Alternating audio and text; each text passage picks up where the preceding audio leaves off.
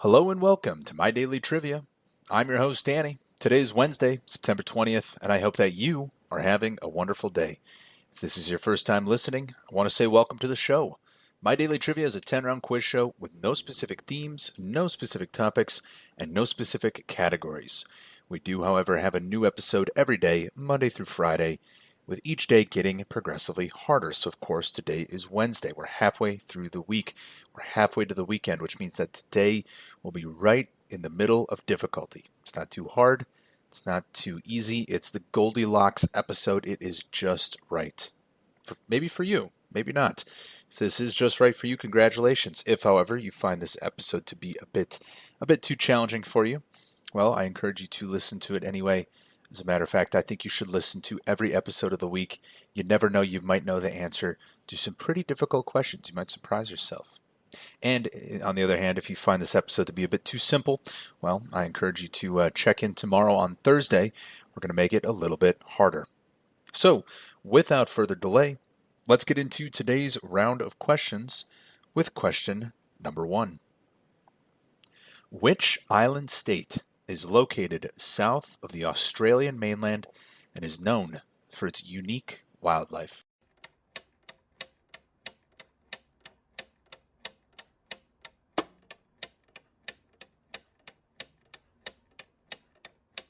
And that island is Tasmania. Tasmania is an island state of Australia. It is located 240 kilometers, that's about 150 miles, to the south of the Australian mainland, separated from it by the Bass Strait. The state encompasses the main island of Tasmania, which is in fact the 26th largest island in the world, and it also includes the surrounding 1,000 islands. It is Australia's least populous state, with 569,000 residents as of December 2021. Now, the state capital and the largest city is Hobart, with around 40% of the population living in the greater Hobart area. So once again, that is Tasmania, the island state just south of Australia. I wonder how Tasmania is today. Shout out to all the Tasmanians. Hope you're doing well down there. Hope you're on the prowl looking for some Tasmanian tigers. Moving on to question number 2. The wapiti is one of the largest species of deer. In which continent is the wapiti primarily found in the wild?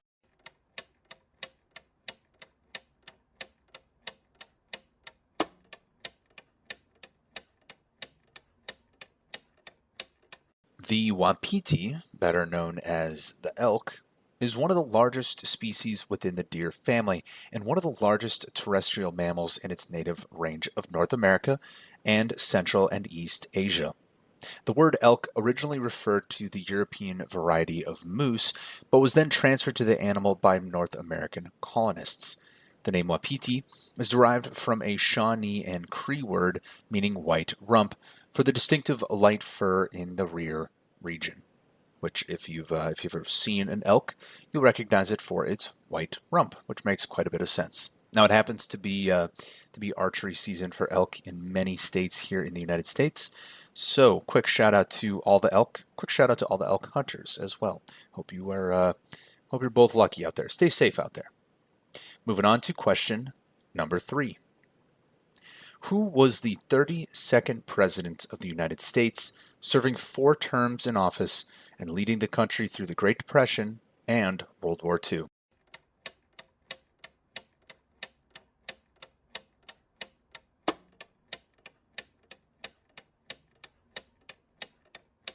And that president, old number 32, was Franklin Delano Roosevelt, commonly known by his initials FDR. Now, FDR, Franklin Delano Roosevelt, was an American politician who served as the 32nd President of the United States from 1933 until his death in 1945. He directed the federal government during most of the Great Depression, implementing the New Deal in response to the most significant economic crisis in American history. His third and fourth terms were, of course, dominated by World War II, and actually, a quick fun fact, he's the only U.S. president to serve more than 8 years in office. And not only did he do 8 years. He did 4 terms, so he almost did 16 years, almost 16, which is quite impressive. So that was Franklin Delano Roosevelt, FDR, my guy FDR. He was the 32nd president of the United States with 4 terms under his belt. Moving on to question number 4. What is the name of the traditional Maori war dance?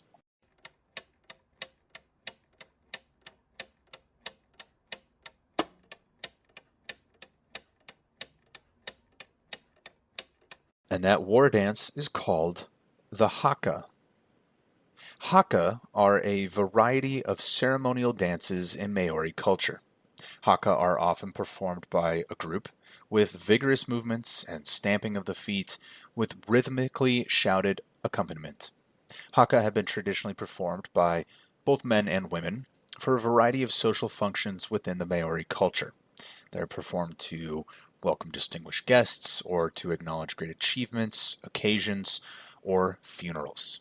Now, I'm sure many of you probably are familiar with the haka because it is performed by the All Blacks, which is the New Zealand professional rugby team. I actually know someone who is from New Zealand. He married an American woman, and actually his guests, his cousins and in-laws, did the haka at their wedding as well. So that's an example of just some places that you might find the haka. But that was originally derived as a war dance and a ceremonial dance of the Maori culture. Moving on to question number 5. Which NFL team has won the most Super Bowl championships?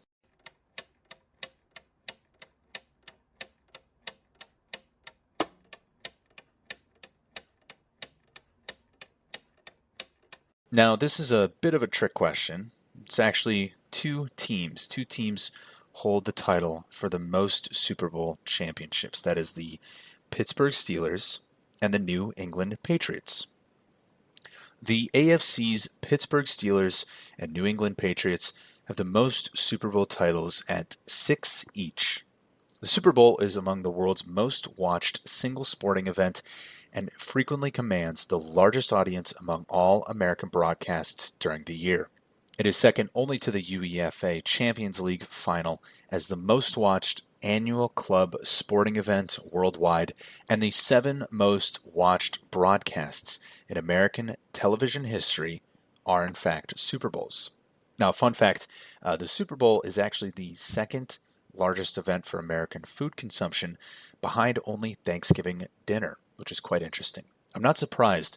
I'm not surprised that Thanksgiving dinner is number 1. I guess I'm maybe a little surprised that Super Bowl would be the second, but I could see it. I could definitely see it. I've been to some Super Bowl parties myself, and I can confirm there's often a lot of good food there. So that is the Super Bowl, the winners of which, most winners of which are the Pittsburgh Steelers and, of course, the New England Patriots, tied for 6 each. Moving on to question number 6.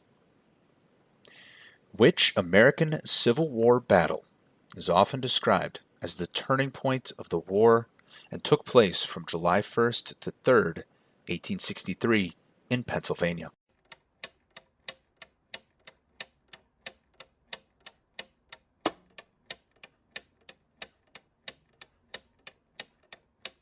And that was the Battle of Gettysburg. The Battle of Gettysburg was a battle in the American Civil War fought by Union and Confederate forces between July 1st and July 3rd, 1863, in and around Gettysburg, Pennsylvania. The battle was the bloodiest battle of the Civil War, with all 3 days of that one battle, each ranked in the top 15 bloodiest battles of the war. While it was the deadliest battle, it wasn't actually the largest. In terms of combatants, in terms of the number of combatants, the Battle of Fredericksburg was actually the largest, with more than 185,000 soldiers, just at one battle. That was the Battle of Fredericksburg. But the certainly the bloodiest battle, and often described as the turning point of the war, that was the Battle of Gettysburg. Question number 7. What year was the first moon landing?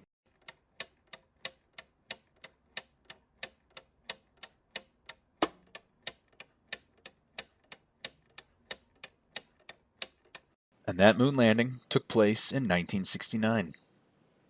On July 20th, 1969, Neil Armstrong became the first human to step on the moon, shortly followed by Buzz Aldrin. The moment was televised and is remembered by the famous quote, "One small step for man, one giant leap for mankind." Once on the moon, he and Aldrin walked around for 3 hours, conducting experiments, collecting samples, planting an American flag, and leaving a signpost.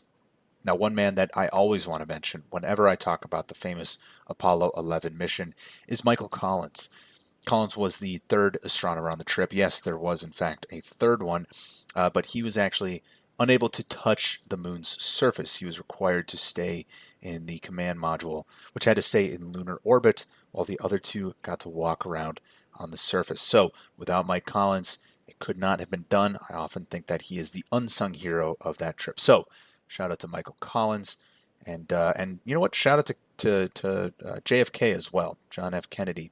I love his quote, "We shall go to the moon in this decade." Right? He's talking about the 1960s, and he's setting the very high goal to try to get Americans on the moon by the end of the decade of the 1960s. And you know what? They did it. They did it by about 6 months, 1969. They didn't leave a lot of time to spare, but they fulfilled JFK's promise. Moving on to question number 8. Which African country is known as the Land of a Thousand Hills?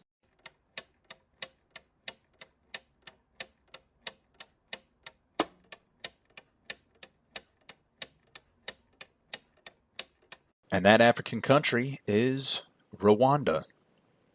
Known as the Land of a Thousand Hills, Rwanda's landscape is mostly hilly and mountainous. The Virunga Mountains, located in the northwest part of Rwanda, contain the country's highest peak, which I'm going to pronounce but probably mispronounce. The highest peak is called Karasimbi, which reaches nearly 15,000 feet. Now, fun fact, we got a lot of fun facts for you in this round today. I think this is our third one, which is pretty good. So, third fun fact, this one's about Rwanda. Rwanda is actually one of the cleanest nations on Earth. The country employed a decade-long ban on plastic bags and packaging material, and locals actually take part in a monthly community cleanup. This has been going on since the 1990s. Now, this monthly cleanup can involve everything from rehabilitating forests and wetlands to building schools and hospitals and everything in between, which is quite impressive. It's kind of one of those things where you look at it and go, perhaps some other countries could adopt something like that as well. Maybe, we'll see. But if you'd like to go partake in that monthly cleanup, all you have to do is head on over to the Land of a Thousand Hills, the African country known as Rwanda. Question number 9. What is the term for the Russian alphabet, which consists of 33 letters?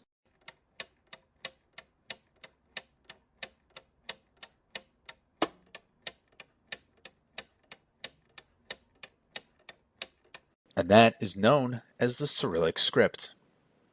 The Cyrillic script, also known as the Slavonic script or possibly the Slavic script, is a writing system used for various languages across Eurasia. It is the designated national script in various Slavic, Turkic, Mongolic, Cyrillic, Caucasian, and Iranic-speaking countries. The early Cyrillic alphabet was developed during the 9th century AD at the Preslav Literary School in the First Bulgarian Empire during the reign of Tsar Simon I the Great. And today, around 250 million people in Eurasia use Cyrillic as the official script for their national languages, with Russia accounting for about half of them. So, once again, the term used to describe that Russian alphabet, the one that contains 33 letters and was developed by the First Bulgarian Empire, that is called the Cyrillic script. Moving on to our last question of the day. Always try to make it a fun one here at the end. This is question number 10. Who is the eldest sibling among the Kardashian-Jenner siblings?